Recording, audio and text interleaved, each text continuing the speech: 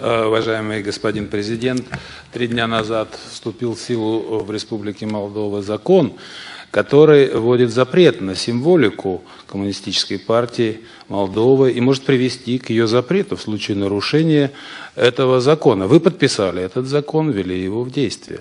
Не кажется ли вам он не демократичным, во-первых, а во-вторых, это, как вы считаете, добавит ли это доверие приднестровской стороне в случае таких необоснованных принятий законов? Ваше мнение, пожалуйста.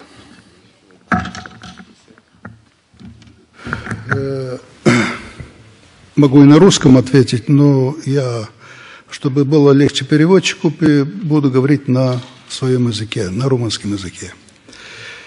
Vreau să vă spun, domnule reprezentant, că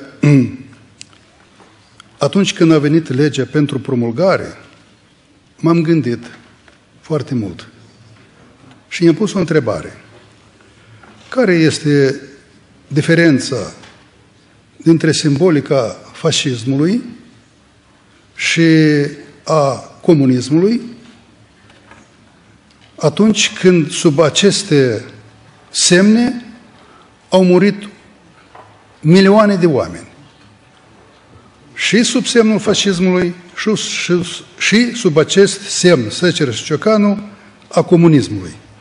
Este diferență, dacă mi-a spune cineva că este diferență între moartea acestor oameni, atunci eu poate voi lua altă decizie.